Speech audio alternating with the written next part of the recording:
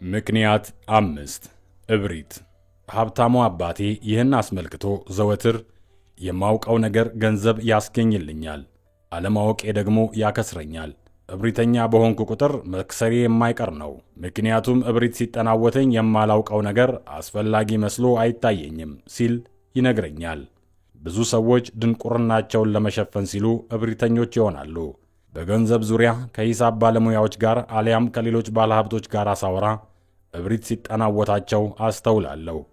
በውይይት ሳይሆን ጮሆ በመናገር ሊያሳምኑ ይሞክራሉ። የዚያኔ ስለሚያወሩት ጉዳይ በቅጡ እንደማያውቁ እረዳለሁ።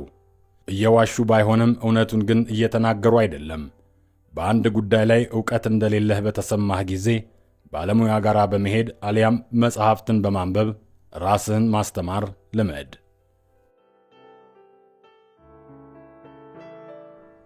ምዕራፍ 9 መጀመር። ለእኔ ሀብትን ማካበት ቀላል ነበር ብዬ ማውራት ብችል ምንኛ ደስ ባለኝ ነበር፣ ግን አልነበረም።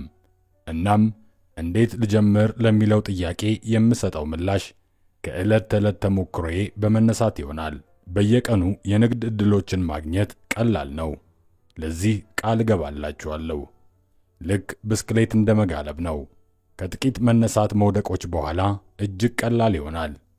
ነገር ግን $1,000,000 ስምምነቶችን ፈልጎ ለማግኘት ገንዘብ ነክ ዕውቀታችንን መጠቀም ግድ ይለናል። ይህንንም ለማድረግ የምትችልባቸውን ደረጃዎች እነግርሃለሁ። የተወሰኑትን ልትከተላቸው ከወደድክ መልካም ነው። ካልወደድክም የራስህን ደረጃዎች መስርት። 1. ከሚታየው የበለጠ ምክንያት እፈልጋለሁ። የመንፈስ ኃይል። በርካታ ሰዎችን ሀብታም መሆን ይፈልጉ እንደሆነ ብትጠይቋቸው መልሳቸው አዎን ነው። ነገር ግን ከዚያ ቀጥሎ እውነታው ይመጣል። ሀብታም ለመሆን መንገዱ ጠመዝማዛ መሆኑ ይታያቸዋል። እናም ቀላሉ መንገድ ለገንዘብ መስራት መሆኑን ይመርጣሉ። አስቀድሜ እንደገለጽኩት ሀብታም መሆን ቀላል አይደለም። የዛኑ ያህል ከባድም አይደለም። በሕይወት ውስጥ ያለ ጠንካራ ምኞትና ምክንያት ማንኛውም ነገር ከባድ ነው። ሀብታም ለመሆን ጠንካራ ምክንያት ከሌለ ከዚህ በኋላ ማንበቡ ምንም አይጠቅምህም። 2. በየቀኑ እመርጣለሁ። የምርጫ ኃይል። ሰዎች ነፃ ሀገር ውስጥ መኖር የሚፈልጉበት ምክንያት እርሱ ነው። የመምረጥ ሥልጣን እንዲኖረን እንፈልጋለን። በገንዘብም በኩል በእያንዳንዷ ወደ ኪሳችን በምትገባው ዶላር ላይ ለመወሰን ሥልጣን አለን። ገንዘብ አወጣጣችን ማንነታችንን ያሳያል። ድሆች ገንዘብ የሚያወጡበት መንገድ ያልተደራጀ ነው። በርካቶች ሀብታም ላለመሆን ይመርጣሉ። ምክንያቱም ከ90 ከመቶ በላይ ለሚሆኑ ሰዎች ሀብታም መሆን ውጣ ውረድ የበዛበት ነው። እናም የሚከተሉትን አይነት አባባሎች ይፈጥራሉ። ለገንዘብ ብዙም ፍላጎት የለኝም፣ ወይም መቼም ቢሆን ሀብታም አልሆንም፣ ወይም ልጨነቅ አይገባኝም፣ ገና ወጣት ነኝ፣ ወይም የገንዘብ ጉዳይ ባለቤቴ ይጨነቅበታል፣ ትጨነቅበታለች፣ ወዘተ። በመጀመሪያ ዕውቀት ለማግኘት ሀብትን መስዋዕት አድርግ። ሀብት ሁሉ የሚበለጽገው በአእምሮህ እንደሆነ ማወቅ ይገባሃል። ሀብት ኃያል ሲሆን እሱን ተጠቅመህ የማይታመኑ ተግባራትን መፈጸም ትችላለህ። ዕድሜያችን ከፍ ማለት ሲጀምር በአእምሮአችን የተሻለ ነው የምንለውን አኗኗር እናስቀምጣለን። ለምሳሌ ኤምቲቪን ቀኑን ሙሉ ለማየት የጎልፍ ሜጋዚን ማንበብ ወይም የገንዘብ አጠቃቀም ዕቅድን መማር ትፈልጋለህ። ምርጫው በእጅህ ሲሆን ብዙዎች አዲስ ሥራን ከመጀመር በተጀመረበት ጣልቃ ይገባሉ። መቅደም ያለበት ግን ሀብትህን በምንና እንዴት ባለ ቦታ ማዋል እንደሚገባህ መማሩ ነው። በአንድ ወቅት አንዲት ሀብታም ሴት ጓደኛዬ የመኖሪያ ቤቷን ሌባ ሰብሮ ከገባ በኋላ ያላትን ጌጣጌጦች፣ ቴሌቪዥንና ቪሲአር ከዘረፈ በኋላ መጽሐፏን ተወላት። ልክ እንደ ሌባው ብዙዎቻችን 90%ቶቻችን ቲቪ ስንገዛ 10% ደግሞ የቢዝነስ መጽሐፍትን ገዝቶ ማንበብ ምርጫችን ነው። ስለዚህ እኔ የማደርገው ምንድን ነው? ወደ ሴሚናር በመሄድ ዕውቀትን እገበያለሁ።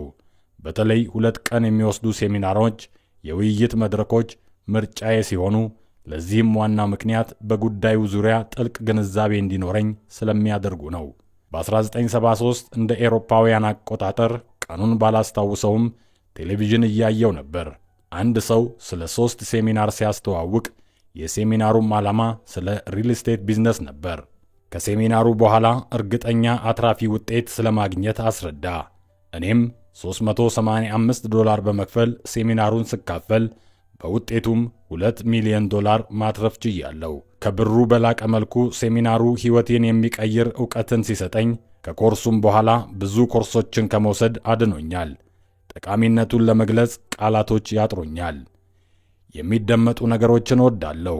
በፈለግኩ ጊዜ መልሼ መላልሼ ማዳመጥ መቻሌ ደግሞ ለመውደዴ ምክንያት ነው። የፒተር ሊንችን ካሴቶች አዳምጬ ያውቃለሁ። ሆኖም አንድ ቀን ፈጽሞ የማልስማማበትንና የማልቀበለውን ነገር ተናገረ። እኔ ግን ነገሩን ችላ ከማለትና ከማለፍ ደጋግሜ ማዳመጤን ቀጠልኩ። ምናልባትም 20 ጊዜ ይሆናል የደገምኩት። ሆኖም አእምሮዬን ሰፋ በማድረግ ሊናገር የፈለገውን ሳሰላስል በሚገርም ሁኔታ አለመስማማቴ በመስማማት ተቀይሮ እጅግ ድንቅ ትምህርትና ልምዱን የራሴ ያደረግኩት። በውጤቱም ነገሮችን እመለከት የነበረው በአንድ ጎናቸው ብቻ እንደሆነ ከፒተር ምልከታ በመረዳት አማራጭ ማካተት እንዳለብኝ አስተማረኝ። ስለሆነም የፒተርን ንግግር ደጋግሜ አዳምጬ ከተረዳው በኋላ በነገሮች ላይ ሰፋ ያለና አማራጭን የተመላ አስተሳሰብ እንዳዳብር አድርጎኛል። አመሰግናለሁ ፒተር። አንደኛው መንገድ ችግር ማየት መቻል ሲሆን ዋጋውም ከከበረው ውድ ዕቃ ይበልጣል። አሁን ላይ ፒተር ይህን ያለው ለምንድን ነው?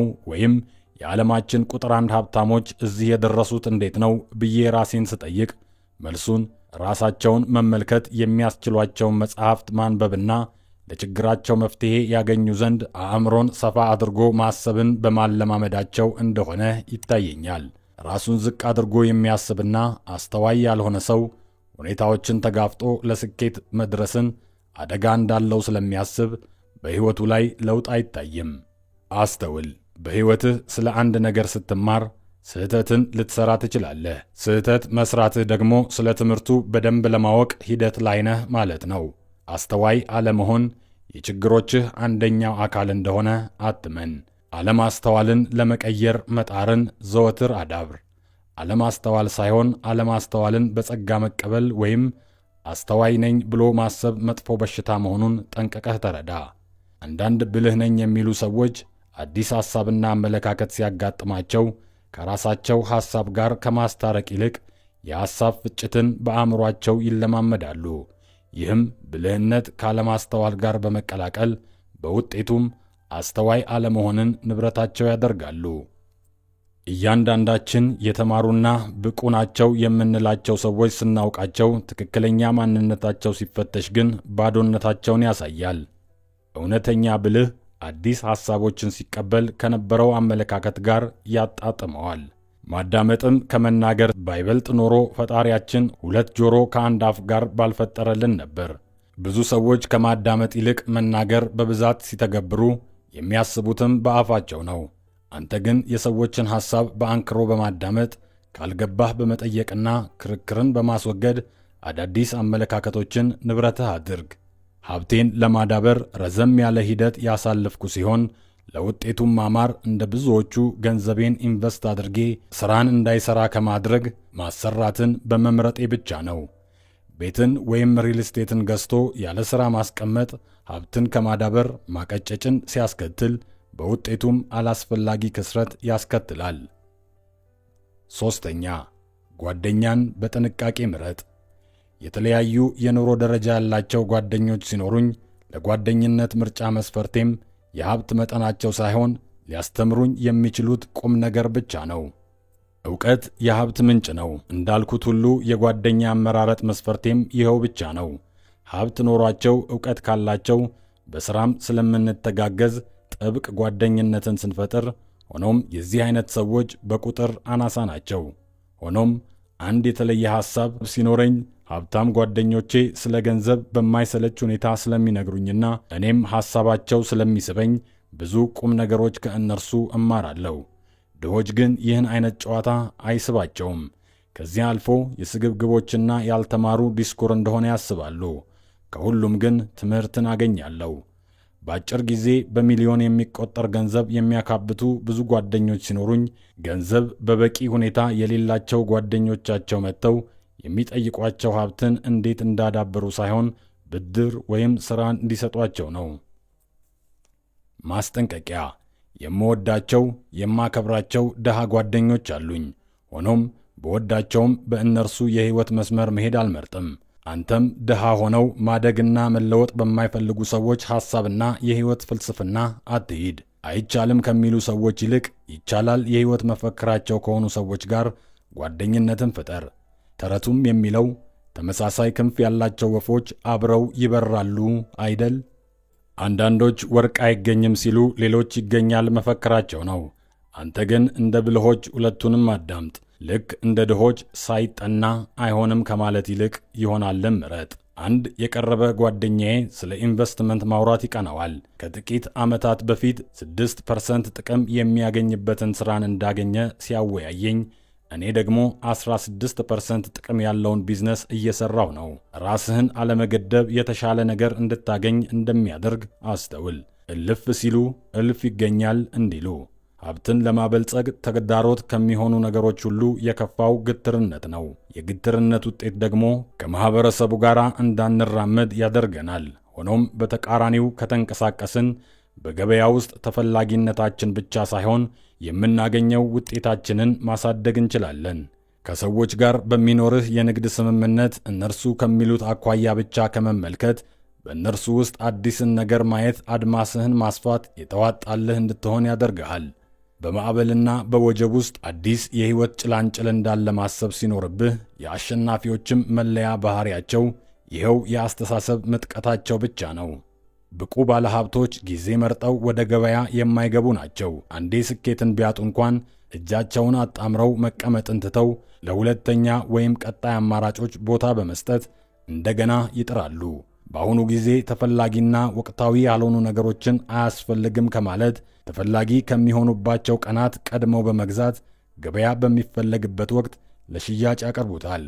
ወቅትን ብቻ ጠብቀው ንግድን የሚሰሩ ነጋዴዎች መንጋውን እንደሚከተል በግ ሲሆኑ፣ ብልህ ባለሀብቶች ግን ገንዘባቸውን ለሥራ የሚያውሉት ቢዝነሱ ገና በሌሎች ዓይን ውስጥ ሳይገባ ነው። የሚሰሩት ሥራ ትርፋማ እንደሆነ የሚረዱት ሲሸጡት ሳይሆን በጅምሩ ለመሸጥ ሲገዙት ነው። ከዚህም የምንረዳው ትዕግሥት የሕይወት ስንቃቸው እንደሆነ ሲሆን በቀጣይ ስለሚተገብሩትም ቀድመውም መረዳታቸው ልዩ ያደርጋቸዋል። አቻ ጓደኛህን ስትመርጥ በንግድ ዓለም ውስጥ የመረጃ የእውቀት ሰው መሆኑን መገንዘብ ይገባሃል። በውጤቱም በሥራህ ውስጥ ክስረትን ከመጎናጸፍ ትርፍን ታገኛለህ። ይህ ነው እንግዲህ ገንዘብን በአግባቡ የመጠቀም ብልህነት። 4ኛ ዘወትር አንድን ዕውቀት ከተጎናጸፍክ በኋላ አዲስ ነገር ለመማር አትቦዝን። ዕውቀት ማለቂያ የሌለው ውቅያኖስ ነውና። በንግድ ዓለም የንግዱን እንቅስቃሴ በቶሎ መረዳትና ወደ ተግባር መግባት የኃይል ሁሉ መሠረት ነው። ዳቦን ለመጋገር ስለ ዳቦ አገጋገር ቅድመ ዕውቀት ሊኖር ሲገባ፣ በገንዘብ ተጠቅሞ ሀብትን ማካበትም ገንዘቡን በሥራ ላይ ከመዋል በፊት ስለ ሥራው ጠንቅቆ ማወቅን ይጠይቃል።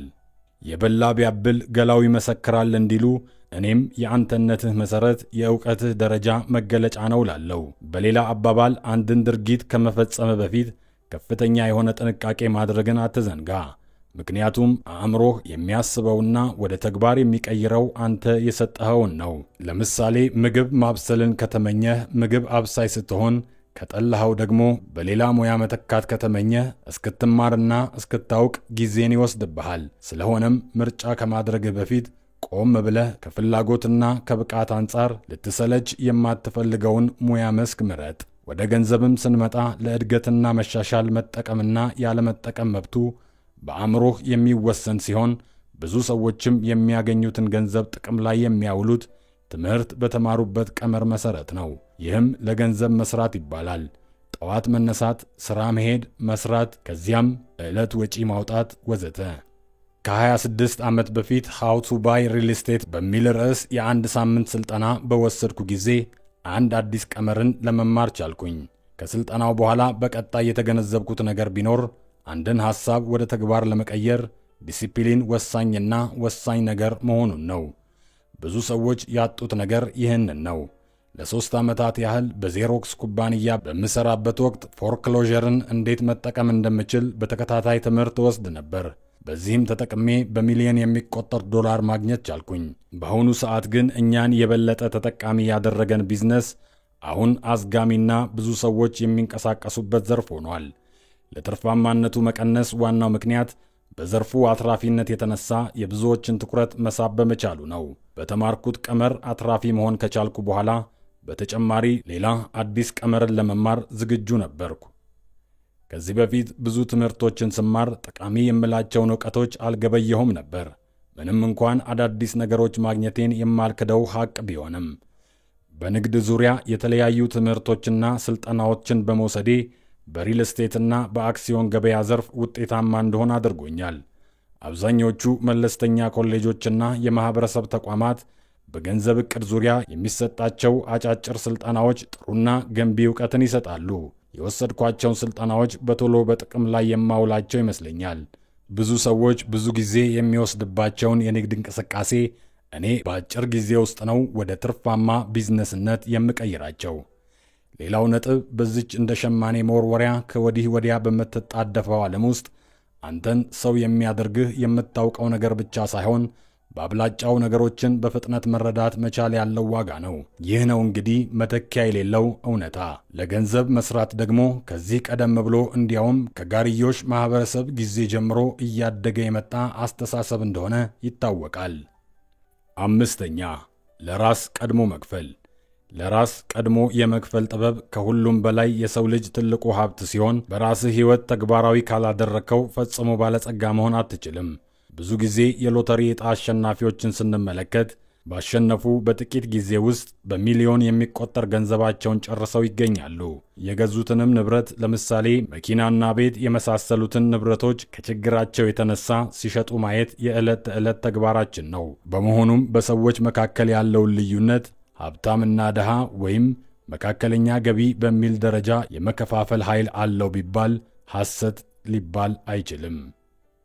በድፍረት ልናገር የምችለው ስለ ራሳቸው ዝቅተኛ አመለካከት ያላቸው ሰዎችና ትዕግስት የሌላቸው ሰዎች ሀብታም ሊሆኑ ቀርቶ በማንኛውም የሕይወት መስክ ስኬታማነታቸው አጠራጣሪ መሆኑን ነው። ከሀብታሙ አባቴ የተማርኩትም ጠንካራ፣ ብቁና ትዕግስተኛ ካልሆንክ ዓለም ታገልሃለች የሚልን አባባል ነው።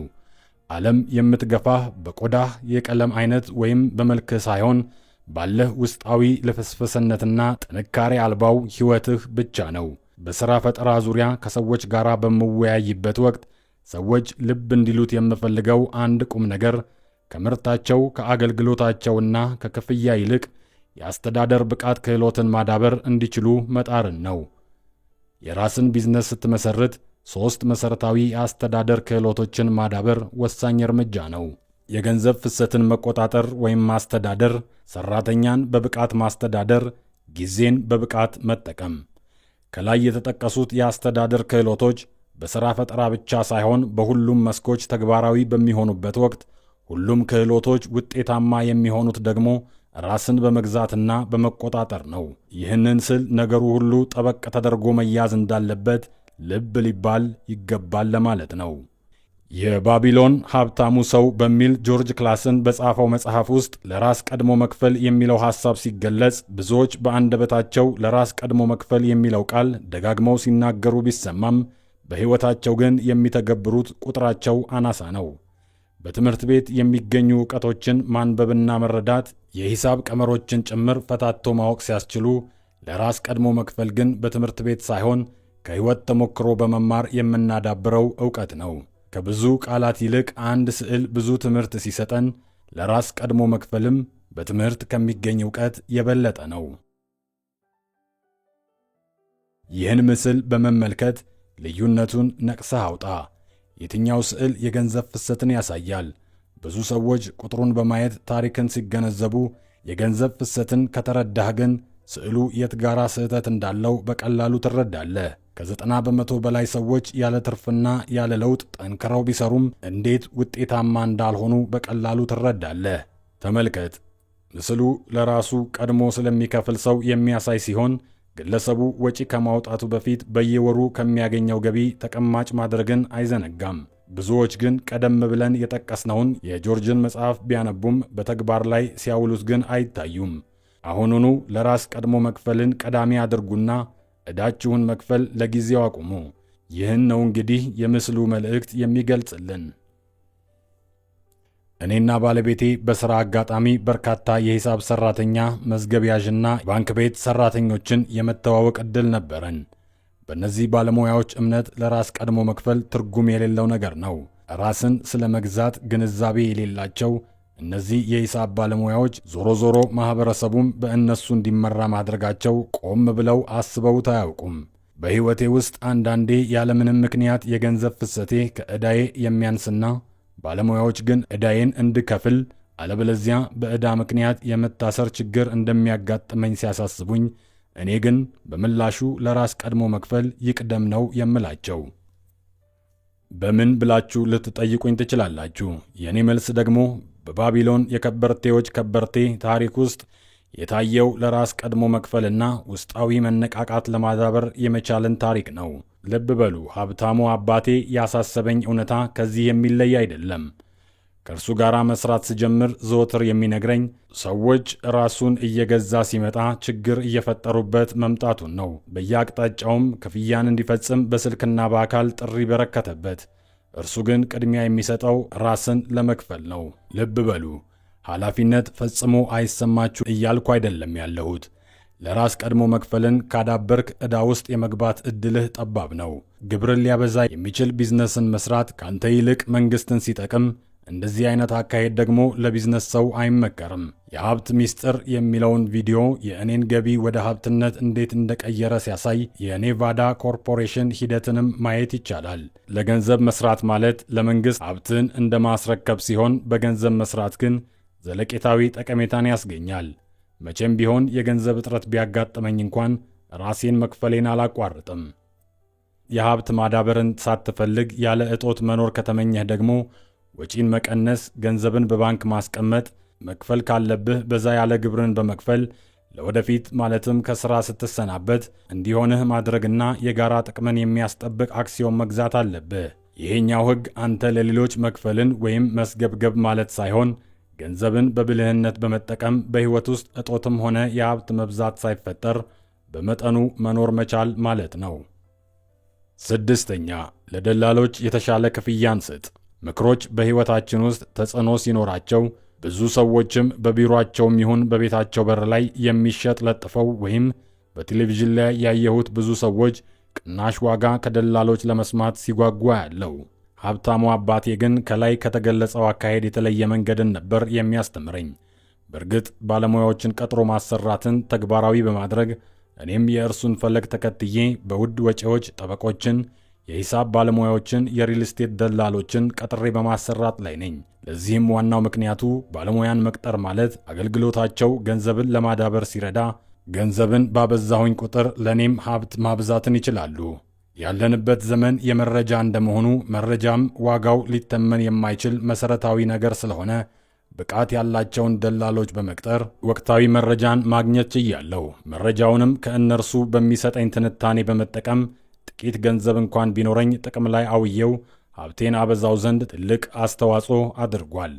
በተለይ ደግሞ ከደላሎቹ ያገኘሁትን መረጃ በመጠቀም የገንዘብ አቅሜን እንዳሳደግኩኝ ስረዳ፣ ለእነርሱ የከፈልኩትን ሳነጻጽር ካወጣሁት ይልቅ ያገኘሁት በልጦ መገኘቱን ስረዳ ከፍተኛ ደስታ ይሰጠኛል። ብቃት ያለው ደላላ ሀብትን እንዳበለጽግ ከማድረጉ ባሻገር ጊዜንም ሲቆጥብ በሚሰጠኝ መረጃ $9,000 ባዶ ቦታን ገዝቼ ብዙም ሳይቆይ 25,000 እንድሸጥና የራሴን ቤት በፍጥነት እንድገዛ ያስችለኛል። ደላሎች ለባለ ሀብቱ ዓይንና ጆሮ ሲሆኑ ገበያን በተመለከተ ወቅታዊ መረጃን ይሰጣሉ። ምክንያቱም በሁሉም ጊዜ ገበያው መሃል ላይ ስለሆኑ አንተ በገበያው ውስጥ እንዳትንቀሳቀስና ጊዜህንም በጎልፍ ጨዋታ እንድታሳልፍ ያደርጉሃል። ምንም እንኳን አንዳንድ ሰዎች በሚሸጡት ቤት ላይ የሚጠፋው ረዥም ጊዜ እንደማይጎዳቸው ባያውቁም፣ ለእኔ ግን ጊዜ ማለት የገንዘብ ማዳበሪያ ስለሆነ መረጃን በተመለከተ ለደላሎች ሥራውን ሰጥቼ በምትኩ እኔ ከወዳጆቼ ጋር እንድዝናና አድርጎኛል። በጣም የሚያስቀኝ አንዱ ነገር ድሆችና መካከለኛ ገቢ ያላቸው ሰዎች ስለ ድለላ የሚሰጡት ወቀሳን የተሞላ አስተያየት ሲሆን ለደላላ ከ3 እስከ 7% የሚከፈለው ገንዘብ አግባብነት ለሌለው ሀብትን ማባከን ምክንያት ይሆናል ብለው ያምናሉ። ይህም ከባለ ሀብቱ አንጻር ሲታይ ዘላቂ ላልሆነ ሀብት ማካበት፣ የአገልግሎት ጥራት መቀነስ፣ ለዘላቂ ውድቀት መፈጠር መንስኤ ስለሆነ መጠንቀቅ ይገባል። ይህን ገንዘብ በአግባቡ ተጠቅሞ የመበልጸግ ሂደት ብልህነት አይደለም። ደላሎች ሁሉ እኩል አይደሉም። በአብዛኛው ደላሎች የሽያጭ ሰራተኞች ናቸው። የሪል ስቴት አሻሻጮች ለውጥ የሚታይባቸው ሳይሆን ከማሻሻጥና ከማጋዛት ውጪ የራሳቸው የሆነ ሀብትን ሲያዳብሩ አይታይም። ቤትን ከማሻሻጥና ለሥራ የሚውል ቦታን ወይም ማንኛውንም ንብረት ማሻሻጥ ብዙ ልዩነት አላቸው። ስቶክን፣ ቦንድንና ፈንድን የሚያሻሽጡ የገንዘብ ፍሰት ቀያሽ ሲባሉ እነርሱም መጠቀም ሀብትን መሰብሰብ ማለት ነው። ማንኛውም ተቀጣሪ ባለሙያ ሳያናግር ምን ያህል ቋሚና ተንቀሳቃሽ ሀብት እንዳለው በመጠየቅ የሚከፍለውን ስረዳ፣ ይህም በእኔ የግብር አከፋፈል ላይ ለጠበቃና ለሂሳብ ባለሙያ የምከፍለው ላይ ተግባራዊነቱን ያስረዳኛል። አንዲት የሂሳብ ባለሙያ ስትኖረኝ ከሙያዋ ባሻገር የራሷ የሆነ የሪል ስቴት ቢዝነስ አላት። ከእርሷ በፊት ደግሞ የነበረኝ የሂሳብ ባለሙያ የራሱ የሆነ ሪል ስቴት ቢዝነስ አልነበረውም። ከዚህ ሰው ጋር ተመሳሳይ የሆነ የቢዝነስ አቋም ስላልነበረን ከሥራ አባረርኩት። ማንኛውንም ባለሙያ ልትቀጥር ስታስብ ከአንተ ጋር ተመሳሳይ አቋም እንዳለው ልብ ብለህ ተረዳ። አምሳያህን ካገኘህ ከእነርሱ ትምህርትን በማግኘት ሀብትን ስታሳድግ ከአንተ የሚጠበቀው አግባብነት ያለው ክፍያ በመክፈል እንዳይርቁህ ማድረግ ብቻ ነው። ከከፈልክ ለምን ይሸሹሃል? ከዚህ ቀደም እንዳልኩት የአስተዳደር አንዱ አካል የሰው ኃይል በብቃት መምራት ሲሆን፣ ብዙ ሰዎችም ግን ከዝቅተኛው ሠራተኛ ይልቅ ኃላፊዎቻቸውን መቆጣጠርና ትኩረት መስጠት ውጤታማ ያደርጋል ብለው ያምናሉ። እውነቱ ግን በዝቅተኛና በቴክኒክ ክፍል ውስጥ ያሉ ሰዎችን በአግባቡ በማስተዳደር ተገቢውን ክፍያ መክፈልና በቦርድ ዳይሬክተር እንዲመሩ ማድረግ ለለውጥ መሠረት ስለሆነ ጥቅም ላይ ልታውለው ይገባል። 7ኛ እንደ ህንዳዊ መጽዋች ሁን። የዚህ አይነት አካሄድ ከምንም ነገር የተሻለ ነገርን ማግኘት ሲሆን፣ በአሜሪካም ነጮች መጀመሪያ ሲሰፍሩ በነባር ነዋሪ ህንዳውያን የባህል ወግ ለመጓዝ ተቸግረው ነበር። ለምሳሌ አዲስ መጤው ሲበርደው ነባሩ ነዋሪ ብርድ ልብስ ይሰጠዋል። ብርዱ ሲያልፍለት ግን መልሶ ይጠይቀዋል። አዲስ መጤዎቹ ስጦታ እየመሰላቸው ለመልመድ ተቸግረው ነበር። ህንዳውያኑም አዲስ መጤዎቹ ንብረታቸውን ለመመለስ ፈቃደኛ አለመሆናቸውን ባዩ ጊዜ ይበሳጩ ነበር። ህንዳዊው መጽዋች የሚለው ቃልም የመጣው ከዚህ ነው። ሀብት በማካበት ሂደት ውስጥ የሬድ ኢንዲያውያንን መንገድ መከተል ጠቃሚ ሲሆን፣ ባለሀብቱ ዘወትር አንድን ገንዘብ በመስራት ላይ ሲያውል የጊዜውን ሚና በመረዳት መቼ ነው ኢንቨስት ያደረግኩት ገንዘብ ተመልሶ ወደ ሀብቴ ገቢ የሚሆነው ሲል ራሱን መጠየቅ ይገባዋል። ያለምንም ወጪስ ሀብቴን ማዳበር እችላለሁ ሲል ራሱን መጠየቅ አለበት። ለዚያም ነው ወጪን በገቢ መተካት አስፈላጊ የሚሆነው። ለዚህ ጥሩ ምሳሌ የሚሆነው በአንድ ወቅት በመኖሪያ አካባቢዬ በሐራጅ የሚሸጥ ኮንዶሚኒየም አገኘው። በሐራጅ የያዘው ባንክ $60,000 ሲጠይቅ እኔ ግን $5,000 አስቀድሜ አስያዝኩ። የባንኩ ሰራተኞች እኔ ቤቱን ምን ያህል እንደምፈልገው ሲረዱኝ፣ አንዳንድ ግለሰቦች ግን ለምን ብድር ወስደህ አትገዛውም አሉ። መልሱ ግን እነርሱ እንዳሉት በዕዳ መግዛት አልነበረም። በኢንቨስትመንት ካምፓኒዬ አማካኝነት ለቤቱ ያወጣሁትን ወጪ በበረዶ ወቅት ወደ አሪዞና ከሚደረግ የሽርሽር ገቢ በ4 ወር ውስጥ ቤቱን በማከራየት በወር 2500 ሳገኝ በ4 ሲባዛ የቀረውን 10,000 ሸፍኜ ዕዳ ውስጥ ከመግባት ተረፍኩ። በበጋው ወራት በወር 1,000 ሳገኝ በአጠቃላይ ያወጣሁትን ወጪም በ3 ዓመታት ውስጥ ሸፈንኩ። በአሁኑ ሰዓት ከ3 ዓመት በኋላ ሙሉ በሙሉ ከዕዳ የነጻ ትርፍ ገቢ አለኝ ማለት ነው። በአክሲዮን ቢዝነስም ከዚህ የተለየ ነገር አናይም። በተደጋጋሚ ደላላዬ አዲስ ምርትን በሚያመርቱ አክሲዮኖች ላይ እንዳተኩር ሲመክረኝ እኔም ምክሩን በመስማት ተግባራዊ አደርገዋለሁ።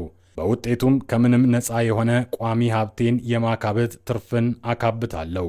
በእርግጥ ገንዘብን በተለያየ ምክንያት አጥፍቻለሁ። ሆኖም የማጠፋው ገቢዬን በማይንድና ትርፍ ሊያስገኝ በሚችል መልኩ ነው።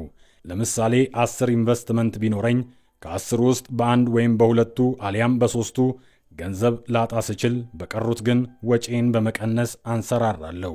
የተሻለ ነገርንም አገኛለሁ። አንዳንድ ሰዎች ገንዘባቸውን በባንክ በማስቀመጥ ረጅም ጊዜ ውስጥ የሚገኘውን ወለድ እንደ ሀብት ማዳበሪያ ሲቆጥሩት፣ እውነታው ግን ጊዜን ወሳጅና እምብዛም ለውጥ በሕይወታቸው ውስጥ አያሳይም። ሀብትን አንቀሳቅሶ የተሻለ ገንዘብን እንዲያመጣ ማድረግ በነፃ እንደሚገኝ የገንዘብ ዝውውር ሲቆጠር፣ ለምሳሌም ኮንዶሚኒየም፣ አነስ ያለ የግብዣ ቤትን መግዛት፣ ባዶ ቦታዎችን ተጠቅሞ ለሥራ ማዋልና ሕንፃዎችን ገንብቶ መሸጥ ወይም ማከራየት የተሻለ ሀብትን ለማዳበር ይረዳል። በዚህ ዙሪያ በተለያዩ ሰዎች የተጻፉ መጽሐፎች አሉ። ሬይ ክሮክ የማክዶናልድ ባለቤት ፍራንቻይዙን በመሸጥ የተሻለ ገቢ እንዲያገኝ አድርጎታል። ስለሆነም ብልህ ባለሀብቶች ገንዘባቸውን በባንክ አስቀምጠው እንዲወልድላቸው ከማድረግ በሥራ ላይ በመዋል ሀብታቸውን ያበዛሉ። 8ኛ ንብረት ቅንጦትን ይገዛል። የጓደኛችን ልጅ የሚያገኘውን ገንዘብ ያለ አግባብ ማጥፋት ይወድ ነበር። በ16 ዓመቱም የራሱ መኪና ይኖረው ዘንድ ሲመኝ ሁሉም ጓደኞቹ ወላጆቻቸው ሲገዙላቸው እሱም መመኘትና ማግኘት ፈለገ። ልጁም ባንክ የተቀመጠለትን ገንዘብ ተጠቅሞ ለመግዛት ሲመኝ አባትየው ደውሎ ጠራኝ። ምን ይመስልሃል? ሐሳቡን ልቀበለውና እንደ ሌሎቹ ወላጆች መኪና ልግዛለት ሲል ጠየቀኝ። እኔም ለጊዜው መግዛትህ መልካም ቢሆንም ለዘለቄታው ምን ልታስተምረው አስበሃል? መኪና እንዲኖረው በማድረግህስ ሌላ ትምህርት ልትሰጠው አስበሃል ብዬ ጠይቄው አንዳች ነገር ብልጭ ስላለለት መልስ ሳይሰጠኝ ወደ ቤቱ ተጣድፎ ሄደ። ከ2 ወር በኋላ ወደ ጓደኛዬ ሄጄ አዲሱን መኪና ገዛህለት ስል ጠየቅኩት። አይ አልገዛሁለትም አለኝ። $3500 ሰጥቼው የኮሌጅ ገንዘቡ ሳይሆን የእኔን ገንዘብ በመጠቀም እንዲገዛ ነገርኩት። ደህና፣ ይህ የአንተ መልካምነት ምሳሌ ነው አልኩት። ይህን ገንዘብ በመስጠቴ ለልጄ ትምህርት ማስተላለፍ ነው የፈለግኩት። ምኑ ላይ ነው ትምህርቱ ብዬ ስጠይቀው ጨዋታችንን ገታ አድርጎ የገንዘብ ፍሰት ምን ማለት እንደሆነ ሲጠይቀኝ ስለ ገንዘብ ጠንቅቆ እንዲያውቅና አጠቃቀሙን እንዲረዳ ከዎል ስትሪት ጆርናል ማብራሪያውን ያገኝ ዘንድ ጥቂት መጽሐፍትን ጨምሬ ጠቆምኩት። በሚቀጥለው ቀን አግኝቼ ስጠይቀው ገንዘቡን ተጠቅሞ በ3000 ብሩ መኪናን ከመግዛት ስቶክን ተጠቅሞ በ6000 በመሸጥ በትርፉ መኪና ገዝቶ የተቀረው ለኮሌጅ የሆነው ዘንድ አሳስቤዋለሁ አለኝ። ከዛስ ውጤቱ ምን ሆነ? ድጋሚ ጠየቅኩት። በጣም የሚገርመው በንግዱ ዕድለኛ ሆኖ ገቢ ቢያገኝም ከጥቂት ቀናት በኋላ መልሶ አጣው። በአሁኑ ሰዓት ግን $2000 ቢኖረውም በባንክ ያለው ተቀማጭ ግን ጨምሯል። የነገርከኝን መጽሐፍ ጨምሮ ሌሎችንም ማንበቡን ቀጥሏል። የንግድ ፍላጎቱ እንደ ሰማይ ወጥቷል። የቀረውን ገንዘብ ቢያጣም ለመተካት አጭር ጊዜ ብቻ እንደሚፈጅበት ማሰብ ስለጀመረም ስለ ገንዘብ ብዙ አይጨነቅም። መኪና ለመግዛት ያለው ፍላጎት ቀንሷል። በ$3000 ብዙ ትምህርት እንዲያገኝና ከገንዘብ አባካኝነት እንዲድን አድርጌዋለሁ አለኝ። ብዙዎቻችን በትምህርት ቤት የተማርነው በገንዘብ መጠቀምን ነው። በእኔ አመለካከት ግን ገንዘብ ለእኛ እንዲሰራልን ማወቅ ይገባናል። የቅንጦት ዕቃዎቼን እንደ ማንኛውም እወዳቸዋለሁ። ልዩነቱ ግን ብዙዎቹ ውድ ዕቃ የሚገዙት በብድር መሆኑ ሲሆን ይህም በፈቃደኝነት ወጥመድ ውስጥ እንደ መግባት ይቆጠራል። ሆኖም ለሥራ የሚውል ባዶ መሬት መግዛት ስፈልግ የባንክ አማካሪን በማማከር በዕዳ ስገዛ በውጤቱም ትርፍ በማካብትበት ዕዳዬን ከመመለስ አልፌ በሀብቴ በመጠቀም ሌላ ሥራ ሠራበታለሁ። እንደ ዕድል ሆኖ ገንዘብን የመጠቀም ብልሃቴን ዘወትር መፈተሽ እወዳለሁ። ብዙዎቻችን ሀብትን ከማፍራት ይልቅ ወይንም እጃችን ላይ ያለውን ገንዘብ ተጠቅመን ሥራ በመሥራት ትርፍ ከማግኘት በቀጥታ ወደ ብድር መሄድ እንመርጣለን። የመጀመሪያው አማራጭ ለጊዜው ረጅም ውጣ ውረድ እንዳለበት ቢሰማንም ውጤቱ ግን አርኪ ነው። ልብ በል፣ ቀላል የመሰለ ጎዳና ከባድ ሊሆንብን ሲችል በተቃራኒው ይከብዳል ያልከው ደግሞ መቅለሉ እሙን ነው። ገንዘብ ኃይል እንዳለው ዘወትር ሳትዘነጋ ራስህን ለአጠቃቀሙ ዝግጁ አድርግ። እንደ ብዙዎቹም ገንዘብ ጉዳትን በላይ ላይ እንዳያመጣ ተጠንቀቅ። ገንዘብን በዘዴና በብልሃት ካልተጠቀምክበት መጠቀሚያ መሆኑ ቀርቶ መጥፊያ ይሆናል። በሕይወት ዘመንህም እሱን ለማግኘት የማይሳካ መዋትት ውስጥ እንድትገባ እንዳያደርግህ ተጠንቀቅ። የገንዘብ አንቀሳቃሽ ለመሆን የአእምሮህ ኃላፊ መሆን ይገባሃል። ይህም ሂደት ብልህነት ይሰኛል። 9ኛ የተምሳሌቶች አስፈላጊነት። ልጅ እያለሁ ጀግንነትን የሚተርኩ መጻሕፍት እጅግ ይስቡኝ ነበር። ዕድሜም ሲገፋ በመጽሐፎቹ ያየኋቸውን ጀግኖች የመተካት ሕልሜ ብርቱ ነበር። እነሱን መሆን ሕልሜም በመበርታቱ ስለ እነርሱ በስፋትና በጥልቀት ለማወቅ ተግባራቸውንም በመፈጸም እተጋ ነበር። የ9 ወይም የ10 ዓመት ልጅ እያለሁ ዘወትር ስጫወት እኔ እንደምጫወት ሳይሆን የማልመው ጀግና እንደሆንኩ ነው። ይህም ለወደፊት ማንነታችን ተጽዕኖ አለው። ዛሬ ላይ ሆኜ ሕፃናት በመኖሪያ ቤቴ አካባቢ ቤዝቦል ሲጫወቱ ሳይ አእምሮዬ ላይ የሚመላለሰው እነርሱ የሚያስቡት እኔ በልጅነቴ አስበው እንደነበረ የቤዝቦል ጀግናውን የሆኑ ያህል ነው። ዕድሜ እየበሰለ ሲመጣ በልጅነታችን ጀግና የነበሩትን በሌሎች የመተካት ሂደት ውስጥ እንገባለን።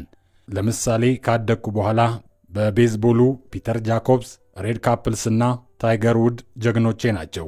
በተቻለኝ መጠን የሚያደርጉትን ነገር ኮፒ ለማድረግ እጥራለሁ።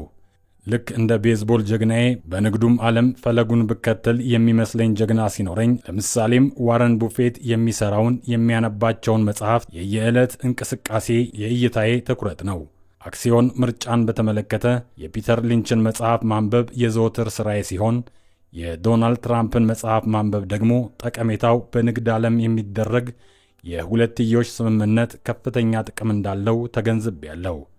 ልክ ልጅ እያለሁ እኔን ሳልሆን ሮል ሞዴሌን እሆን እንደነበርኩ ካደግኩ በኋላም የንግድ ስምምነት ስደራደር ትራምፕን የተካሁ ይመስለኛል። ነገሮችንም በጥልቀት ስመለከት ፒተር ሊንችን በመንፈስ የተካው ያህል ይሰማኛል። 10ኛ አስተምርና ይሰጥሃል። የመስጠት ጉልበት።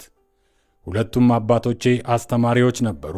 ሀብታሙ አባቴ ሕይወቴን ሙሉ የሚይዘውን ትምህርት ያስተምረኝ ነበር። ምሁሩ አባቴ በጊዜውና በእውቀቱ አማካኝነት በርካታ ነገሮችን ይሰጥ ነበር ከገንዘብ በስተቀር። ሁሌም ትርፍ ገንዘብ ሲኖረኝ እሰጣለሁ ይል ነበር። መቼም ግን ትርፍ ገንዘብ ኖሮት አያውቅም። ሀብታሙ አባቴ የሚሰጠው ትምህርትንም ገንዘብንም ነው። አንዳች ነገር የምትፈልግ ከሆነ አስቀድመህ መስጠት አለብህ በሚለው አባባል አጥብቆ ያምናል። የገንዘብ እጥረት በገጠመውም ጊዜ ለቤተ ክርስቲያን ወይም ለግብረ ሰናይ ድርጅት ገንዘብ ይሰጣል። ስለዚህ እንዳልኩት ስጥ ይሰጥሃል የሕይወትህ አንድ መፈክር ይሁን። ካስተማርክ አንተም ትማራለህ። ስለ ገንዘብ የበለጠ ለማወቅ ከፈለግ ላላወቀው የምታውቀውን አካፍል። የማይታመን የእውቀት ልዩነት መፍጠር ይቻልሃል። አንዳንዴ የሰጠኸው ሳይሆን ያልሰጠኸውን በምላሹ ልታገኝ ትችላለህ። ለመልካም ነው፣ ውሰደው። በእርሱም መማር የምትችለውን በአክብሮት አሰላስል። ለምሳሌ ለአንድ ሰው ውለታ ውለህ በምላሹ ጥሩ ያልሆነ ነገር ቢገጥምህ ከዚያ ውስጥ ለመማር ሞክር። ወላጅ አባቴ የሚያስተምረው አዋቂዎችን ሲሆን ሀብታሙ አባቴ ግን ወጣትና ሕፃናትን ማስተማር ይቀነዋል። ያላቸውን ዕውቀት ማካፈላቸው ደግሞ በውጤቱ እነርሱም የተሻለ አድርጓቸዋል። በዚህ ዓለም ስትኖር የስበት ሕግ አለ፣ ይሠራልም። ስለዚህ ለመቀበል መስጠትን ተግባራዊ አድርግ።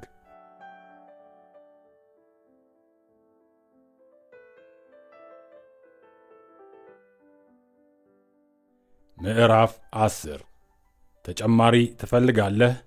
ከዚህ በታች የሰፈሩትን በሚገባ ተግብራቸው። በርካታ ሰዎች ከዚህ በፊት በዘረዘርኳቸው 10 ደረጃዎች እርካታ ላይሰማቸው ይችላል። ምክንያቱም የተጠቀሱትን ደረጃዎች የሚመለከቷቸው እንደ ፍልስፍና እንጂ መተግበር እንደሚችሉ ነጥቦች አድርገው አይደለም። ከማሰብ ይልቅ መስራትን ወይም ማድረግን ምርጫቸው ያደረጉ በርካታ ሰዎች የመኖራቸውን ያህል በአንጻሩ አንድን ውጥን በአእምሯቸው ይዘው ከማብሰልሰል ውጪ ደፍረው ወደ አፈጻጸም የማይገቡም አሉ። እኔ በሁለቱም ውስጥ እንዳለሁ ነው የማውቀው። ለአዳዲስ ሐሳቦች ትልቅ ቦታ እንደምሰጥ ሁሉ የተግባርም ሰው ነኝ። ከዚህ በመቀጠል በውስጣቸው ያለውን አዲስ ሐሳብ ወደ ተግባር መለወጥ ለሚፈልጉ ሰዎች ካለኝ ልምድ በመነሳት የተወሰኑ ነጥቦችን ላካፍላችሁ። የምትሠራውን ለጊዜው ቆም አድርግ። በሌላ አገላለጽ የምትሠራውን ለጊዜው ቆም አድርግ ማለት አካባቢህን ቃኝተህ መሰራት ያለበትንና የሌለበትን አጥርተህ አረጋግጥ። ምክንያቱም ነገሩ ሁሉ ነገ የውሃ ቅዳ ውሃ መልስ አይነት እንዳይሆንብህ መጠንቀቅ አለብህ። ከአንድ አይነት ሥራ ውስጥ ሁለት የተለያዩ ውጤቶች እንደመጠበቅ ማለት ነው። ሊሰራ የማይችል ነገር ከመስራት ተቆጥቦ አዲስ ሊሰራ የሚችልን ሥራ ፈልጎ ማግኘት ተመራጭ ነው። አዳዲስ ሐሳቦችን ፈልግ።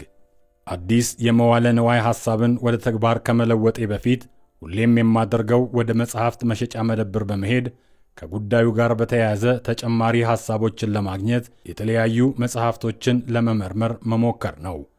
ከመጽሐፍት ውስጥ የማገኛቸው አዳዲስ ሐሳቦችን ቀመሮች እያልኩ ነው የምጠራቸው።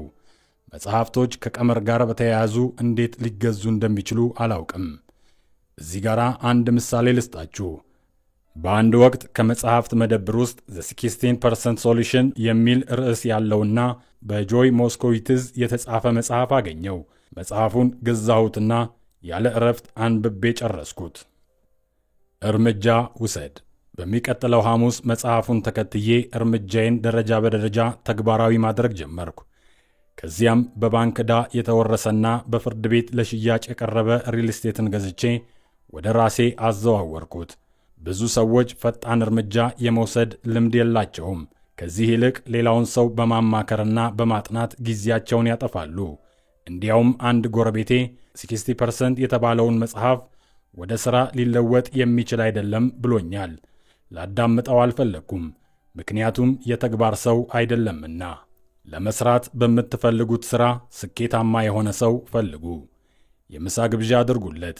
ከዚያም አንዳንድ ከንግድ ጋር የተያያዙ ስልቶችን እንዲያብራራ ጥያቄ አቅርቡለት። የኔንም ልምድ ላካፍላችሁ። የጆይ 16% ሶሉሽን መጽሐፍን አንብቤ ከጨረስኩ በኋላ ከግብር ጋር የተያያዙ ጉዳዮችን በመጨረስ ወደ ግብር ጽሕፈት ቤት በመሄድ ከመስሪያ ቤቱ ሰራተኛ ጋር ተገናኘን። በአጋጣሚ ያገኘኋት ሴት ሰራተኛ ስለ ግብር ሰርተፊኬት ስጠይቃት ምሳ እየበላን እንድንነጋገር ጋበዘችኝ። ከግብር ጋር የተያያዙና ልምድ ያገኘሁባቸውን ክስተቶች በሙሉ የማካፈል ፍላጎቷ ከፍተኛ ነበር። የሚገርመው ነገር እርሷ ራሷ ከሥራዋ ጎን ለጎን ኢንቨስት የምታደርግና ስለ ግብር ጠንቅቃ የምታውቅ ነበረች። ከምሳ በኋላ ያለውን ሰዓት በሙሉ ጠቃሚ የምትላቸውን ምክሮች በሙሉ ስታሳየኝ ዋለች። በሚቀጥለው ቀን 2 ንብረቶችን በእርሷ ድጋፍ አገኘሁና በ16 ከመቶ ወለድ በእጄ አስገባኋቸው። በዚህን ያህል የወለድ መጠን ንብረቶችን ሲይዝ የመጀመሪያ ጊዜ ነበር። አዎን፣ መጽሐፉን ለማንበብ 1 ቀን ነው የወሰደብኝ። በነጋታው ወደ እርምጃ ነው የገባሁት። ያጠፋሁት ጊዜ ለምሳ 1 ሰዓት ብቻ፣ ንብረቶቹን ደግሞ በእጅ ለማስገባት 1 ቀን። አዲስ ክፍል ያዙ፣ ቴፕም ግዙ። አዲስና ዕውቀትን የሚሰጡ የትምህርት ክፍለ ጊዜ በማግኘት ጋዜጦችን ሳገላብጥ ዋልኩ። ብዙዎቹ ነፃ ወይም አነስተኛ ክፍያ የሚያስከፍሉ ነበር። በሌላ በኩል ለእኔ ጠቃሚ የሆኑና በውድ ክፍያ መከፈል የሚችሉ ሴሚናሮች ላይ እካፈል ነበር። ምክንያቱም ሀብታም ነኝ፣ ደግሞም የቅጥር ሥራ አልፈልግም። ለዚህም ነው በእንደዚህ አይነት ኮርሶች ላይ የምካፈለው። አንዳንድ ጓደኞች አሉኝ እንደኔ በኮርሶች ላይ መካፈል የማይፈልጉ እና ሁሉም ገንዘብህን ያለ አግባብ ነው የምታባክነው ይሉኛል። ይሁን እንጂ እነዚህ ሰዎች ከማውቃቸው ጊዜ ጀምሮ የያዙትን ሥራ እንኳን ለውጠው አያውቁም።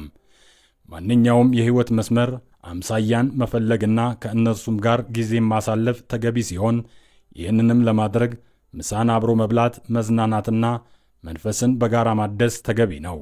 ትምህርት ወይም ሥልጠናን በመውሰድ አነቃቂ የሆኑ ካሴቶችን ተመልከት ወይም አዳምጥ። ለምሳሌ የፒተር ሊንችን ትምህርተ ሀብት ማበልጸግ ጋዜጣን ሳነብ ከተማርኩበት አምድ አንዱ ሀብት ማበልጸግን በተመለከተ የሚያስተዋውቅ ማስታወቂያዎችን ሲሆን አብዛኞቹ ከክፍያ ነፃ ወይም ጥቂት ክፍያ ይጠይቃሉ።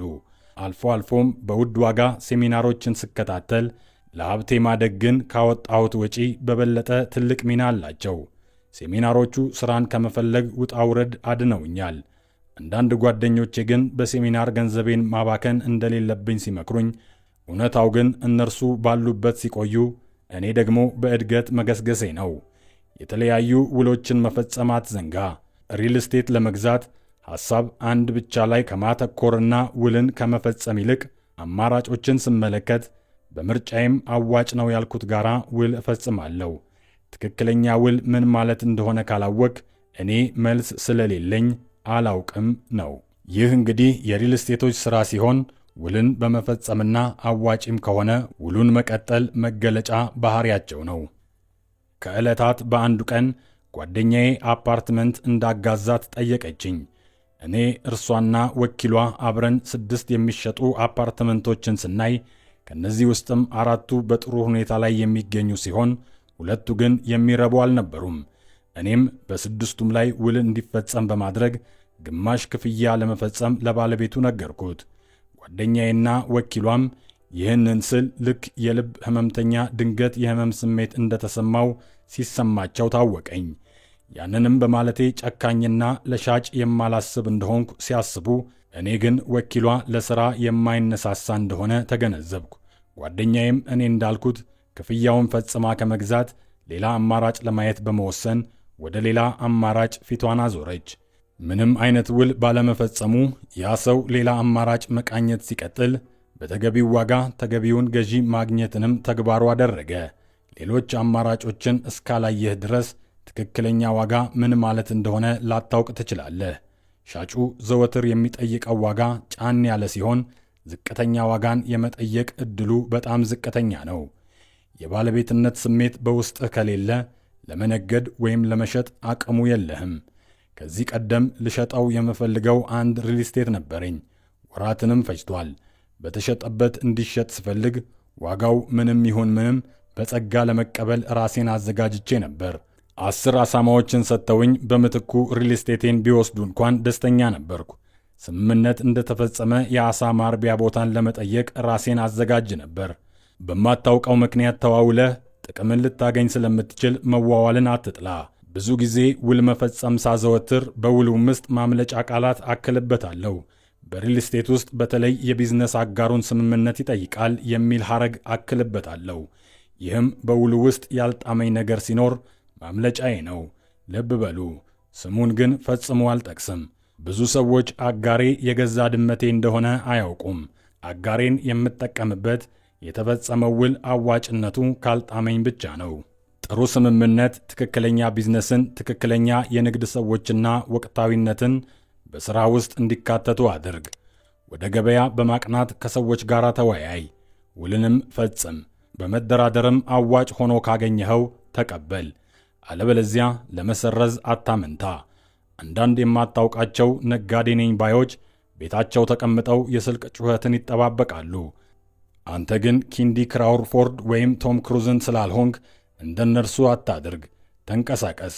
ራስህን በገበያው መሃል አገኝ። ሱፐርማርኬትም ቢሆን በሕይወት ውስጥ ትልቁ ነገር መቃኘት፣ መዋዋል፣ መደራደርና መቀበል ሲሆን በተለይ በንግዱ ዓለም የሕይወት መርህ ናቸው ሊባል ይችላል። በቀን ለ10 ደቂቃ መኪና ካለህ በመኪና ከሌለህ በእግርህ ከቦታ ቦታ ተንቀሳቀስና ልትሰራ የምትችላቸውን ነገሮች ቃኝ። እኔ ሪል ስቴትን የምሰራው በዚሁ ተሞክሮዬ ነው። በመንቀሳቀስ ያልተሰሩ ቦታዎችን ከቃኘው በኋላ ወደ ሥራ መቀየር ደግሞ ተግባሬ ነው። ለዓመት ያህል በአንዳንድ አካባቢዎች መንቀሳቀሴን ስቀጥል ምልከታዬም የሚያተኩረው የሚታይ ለውጥ ላይ ነው። በለውጥ ውስጥ ትርፍ አለ። ለትርፍ ደግሞ ስምምነትና ለውጥን መቀበል ሚና አላቸው። ስምምነቶች ቁጥራቸው የበዛ ሊሆን ሲችል፣ ለስምምነቶች ውጤታማነት ግን ለውጥ ወሳኝ ድርሻ አለው። አልፎ ተርፎም ከእርሱ ጋር ይያያዛል። ስለሆነም በምንቀሳቀስበት ወቅት ዘወትር የማስበው ገንዘብን በምን ወይም የትኛው ቦታ ላይ ኢንቨስት ላድርግ በማለት ሲሆን፣ እይታዬ በአንድ ቦታ ላይ የመደጋገሙ ጥቅም ደግሞ ቦታውን አጣርቶ ከማወቅ ጋር ይያያዛል። ለሽያጭ ቀርቦ ገበያን ሳይስብ የቀረ ሪል ስቴት ብዙ ጊዜ አጋጥሞኛል። እኔም ከንግድ ሂደት በመረዳት ባለቤቱ በተባለው ዋጋ እንደሚሸጥ ስለምገምት በሪል ስቴቱ የሚንቀሳቀሱ ከባድ መኪኖችን በማስቆም ነጂውን እጠይቃለሁ።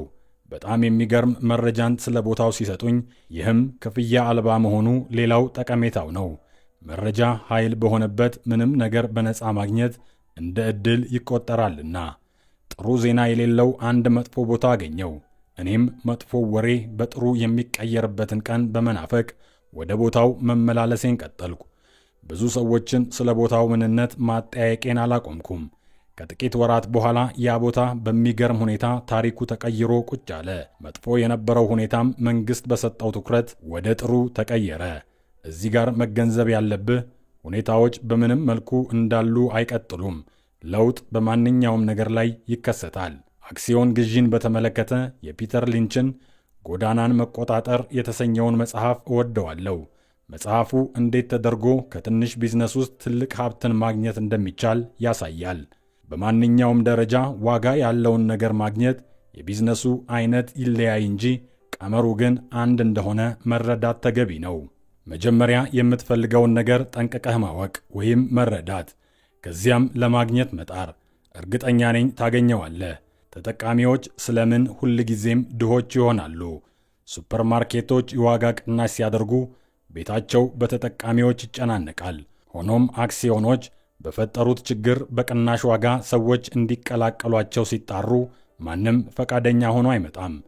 በሌላ መልኩም ዋጋ በሱፐርማርኬት ቢጨምርም ተጠቃሚው እንደ መልካም በመውሰድ መግዛትን አይተውም። አክሲዮኑም እንደዚሁ ዋጋ ሲጨምር ተጠቃሚን አያጣም። ከላይ ከተጠቀሰው ሐሳብ መረዳት የሚቻለው ማኅበረሰቡ ለሚገዛው ነገር ቅድመ ግንዛቤው አናሳና በስሜታዊነት የተሞላ እንደሆነ ልብ ሊባል ሲገባ፣ አንተ ግን በምንም ተአምር በዚህ መንገድ አትጓዝ። ትክክለኛ ዋጋን አጥና። ጎረቤቴ በ100,000 የኮንዶሚኒየም ቤት ገዛ። እኔ ደግሞ ከእርሱ ጎን በ50,000 ገዛው። እሱም ዋጋው የሚወደድበትን ቀን በተስፋ እንደሚጠባበቅ ሲያዋየኝ፣ እኔም ትርፍህን የምታውቀው ስትሸጠው ሳይሆን መጀመሪያውኑ ስትገዛው ነው አልኩት። የገዛው ምንም ንብረት ከሌላት የሪል ስቴት ደላላ ጋር ሲሆን እኔ ደግሞ የገዛሁት ከባንክ በሐራጅ ከሚሸጥ ላይ ነው። በክፍል $500 አውጥቼ ስገዛ ጎረቤቴ እጅግ በጣም ውድ እንደሆነ ይነግረኝ ነበር። በዚህ ዋጋም እርሱ ቢሆን እንደማይገዛ በመግለጽ የገዛው ቤት ዋጋ ተሰቅሎ መቼ እንደሚወጣ በጉጉት ይጠባበቅ ጀመር። በመጀመሪያ የሚገዙ ሰዎችን አፈላለኩ። ከዚያም የሚሸጡትን ማፈላለግ ቀጠልኩ። አንድ መሬት የሚፈልግ ጓደኛዬ ገንዘብ ሲኖረው ጊዜ ግን የለውም። እኔም ጓደኛዬ ከሚፈልገው የመሬት መጠን ተለቅ ያለ ቦታ ፈልጌ የተወሰነውን የመሬቱን ክፍል ይፈልግ እንደሆነ ጠየቁት። እሱም እንደሚፈልገው ገለጸልኝ። ስለዚህ ቆርሼ ሸጬለት የቀረውን እኔው ገዛሁት። በውጤቱም የተቀረው መሬት በነፃ የኔ ሆነ ማለት ነው። ታሪካዊ ትምህርት። ሙሉውን ግዛ፣ የተወሰነውን ሽጥ። ብዙ ሰዎች እይታቸውን ይወስኑታል። ሙሉውን ከመግዛት ትንሹን ይገዛሉ። ስለሆነም ክፍያቸው በዛው በትንሽ ነገር ይከስማል። ከዚህም መረዳት የሚቻለው የተሻለ ነገርን ለማግኘት አእምሮህን ማስፋትና ከትንሽ ነገር ትልቅን ነገር መምረጥ እንዳለብህ፣ ብሎም ሀብታም ለመሆን ስትመኝ ዘወትር ምኞትህ በትንሽ ነገር ላይ የተገደበ መሆን እንደሌለበት ነው። ቸርቻሪዎች ቅናሽ ዋጋ ሲያገኙ፣ አብዛኞቹ የንግድ ሰዎች ደግሞ ወጪ የሚደፍሩ ደንበኞች ምርጫቸው ናቸው። ምንም እንኳን በችርቻሮ ንግድ ውስጥ ብትሆንም ዘወትር አድማስህን በስፋት ቃኝ። ዛሬ ቸርቻሪ፣ ነገ ምናልባትም ከነገ ወዲያ ጅምላ ሻጭ እሆናለሁ ብለህ አስብ። የእኔ ካምፓኒ ወደ ኮምፒውተር ቢዝነስ ሲገባ ብዙ ጓደኞቼን እንዲቀላቀሉኝ ጠይቄ ነበር። እነርሱም ፈቃደኛ በመሆን ከኔ ጋር አብረን ለመስራት ወደ ደላሎች ሄድን። ምክንያቱም ልንገዛ ያሰብነው ብዙ ነውና። በአክሲዮኑም ተመሳሳይ ነገር ነው የማደርገው። ያንተነትህ ምስጢር የአመለካከትህ ውጤት ሲሆን ትንሽ ካሰብክ ትንሽ ትሆናለህ፣ ትልቅ ካሰብክም ትልቅ መሆንህ አይቀርም። በጅምላ ከማሰብ ራስህን ጠብቅ። ከታሪክ ተማር። ሁሉም የንግድ ድርጅቶች አነሳሳቸው ከትንሽ ነው። ኮሎኔል ሳንደርስ ዕድሜው 60ዎቹ ከመድረሱ በፊት ያለውን ነገር ሁሉ አጥቶ ነበር። ቢል ጌትስ ዕድሜው 30 ከመድረሱ በፊት የሀብታሞች ሁሉ ቁንጮ ነበር። ድፍረት ፍርሃትን ያሸንፋል። ሕይወት በአማራጭ እንደተሞላችና በዚህም አመለካከት ለመቀጠል ጥቂት ነገሮችን ሳደርግ አስፈላጊውም ቃል አድርግ ወይም ፈጽም እንጂ ወደ ኋላ አትበል የሚል ነው። እዚህ መጽሐፍ ላይ በተለያዩ ቦታዎች ላይ እንደተገለጸው በሕይወት ውስጥ የውሳኔ ሰው ካልሆንክ የፈለክበት ደረጃ መድረስ እንደ ሰማይ ይርቀሃል። ሀብትህን ለማዳበርም መጀመሪያ ወደ ሥራ በተግባር መግባት ሲኖርብህ ውጤቱንም በዐይንህ ታየዋለህ። ስለዚህ ወደ ተግባር አሁኑኑ ግባ። $7,000 ብቻ እንዴት የልጅህን የኮሌጅ ትምህርት ወጪ መክፈል ትችላለህ? ያነበብኳቸው መጽሐፍት የሰጡኝ የማይታይ ዕውቀትን በስተመጨረሻ ሳካፍልህ በታላቅ ሐሴት ውስጥ ሆኜ ነው። ይህንን መጽሐፍ ከጻፍኩባቸው አበይት ምክንያቶች አንዱና ተጠቃሹ ገንዘብ በብልሃት የመጠቀም ብቃትን ከፍ ለማድረግ ሲሆን በውጤቱም በሕይወትህ ውስጥ ለሚያጋጥሙህ የገንዘብ አጠቃቀም ተግዳሮቶች መፍትሔ ታገኛለህ። ገንዘብን በአግባቡና በብልሃት የመጠቀም ተሞክሮች ውስጥ ካላለፍክ ሕይወትህ በድግምግሞች ሲሞላ ጠዋት ተነስቶ ወደ ሥራ በመሄድ መሥራት፣ በባንክ ገንዘብ ማስቀመጥ፣ መበደርና ከመጠን በላይ ግብር መክፈል ዕጣ ፈንታ ይሆናል። ዛሬ ላይ ቆም ብለህ ስለ ዘመኑ ማሰብ ሲገባህ መረጃ ያለውን ኃይል ልታስተውል ይገባል። ጦር ከፈታው ወሬ ፈታው ይባል የለ። ብዙ አፍላ የትዳርና የቤተሰብ ሕይወትን በገንዘብ ችግር ውስጥ እንዲገቡ ከሚያደርጓቸው ጥቂት ምክንያቶች ውስጥ ጥቂቶቹን ብንመለከት ከችግሩ መብዛት የተነሳ ለልጆች ትምህርት ቤት መክፈልና ለጡረታ ማስቀመጥ ይከብዳቸዋል። ለዚህ ሁሉ ችግር መንስኤው ገንዘብን በአግባቡ ያለመጠቀም ነው። መፍትሄውም ጠንክሮ መስራት ቢሆንም ዋናው የመፍትሄ መሳሪያ ግን የገንዘብን አጠቃቀም ብልሃትን ማሳደግ ነው። ከዕለታት አንድ ቀን ጓደኛዬ እንዴት አድርጎ ለ4 ልጆቹ ገንዘብ በማስቀመጥ የኮሌጅ ወጪያቸውን መሸፈን እንደሚችል በምሬት ነገረኝ። በየወሩ ለዚህ ዓላማ $300 ሲያስቀምጥ በድምሩም $12,000 ማጠራቀም ችሏል። ለ4ቱ ልጆቹ ግን $400,000 ሲያስፈልግ የመጀመሪያ ልጁ 6 ዓመት ስለሆነው ለኮሌጅ ትምህርት ለመድረስ 12 ዓመታት ይቀሩታል። አባትም 12 ዓመቱን በየወሩ $300 ለማስቀመጥ ወስኗል። ወቅቱ በ1991 ሲሆን በፎኒክስ የሪል ስቴት ቢዝነሱ አደጋ ውስጥ የገባበት ወቅት ነበር። ሰዎችም ቤቶቻቸውን በርካሽ ይሸጡ ነበር። ለጓደኛዬም ከተቀማጩ ላይ በመውሰድ ቤቶችን እንዲገዛ መከርኩት። በጉዳዩም ዙሪያ መወያየታችንን ስንቀጥል ብድር ከባንክ ሊጠይቅ እንደማይችል ሲነግረኝ ሌላ ገንዘብ የማግኛ አማራጭ መጠቀም አለብህ ስል መከርኩት።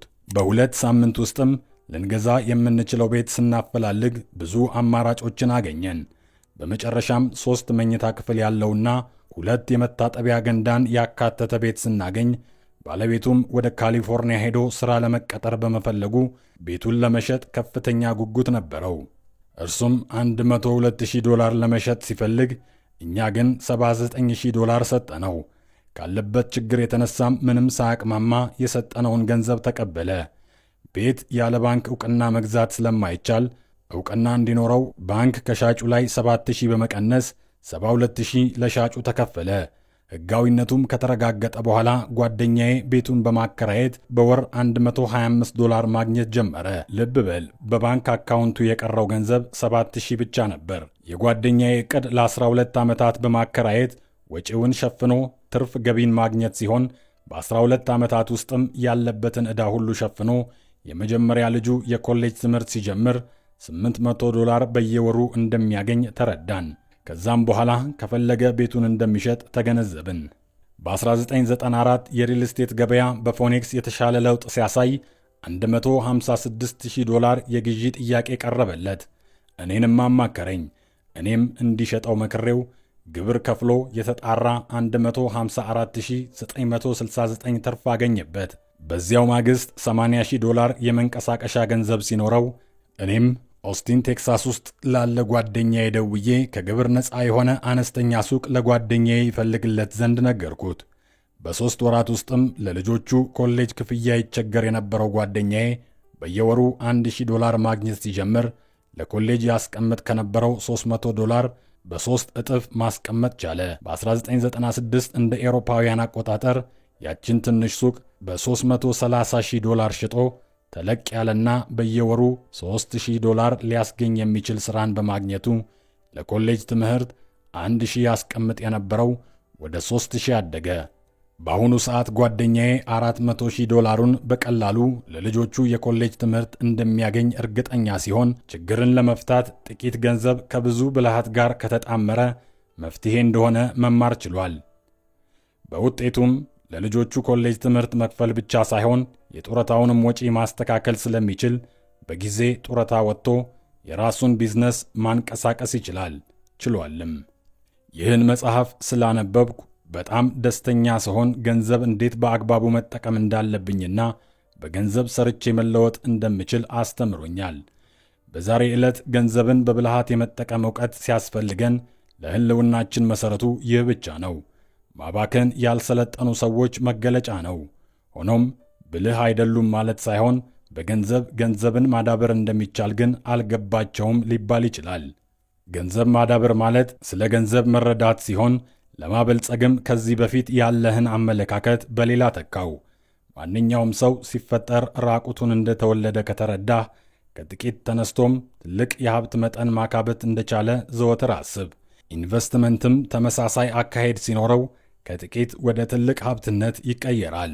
በሕይወት ዘመኔ ብዙ ገንዘብ ለሥራ በማዋል ሀብት ለማካበት የሚጥሩ ሰዎችን አያለው። ለእኔ ግን እነዚህ ሰዎች ሞኞች ናቸው። ምንም እንኳን በጠንካራ ሠራተኝነታቸው ቢመሰገኑም የተዋጣላቸው ባለሀብት መባል ግን አይገባቸውም።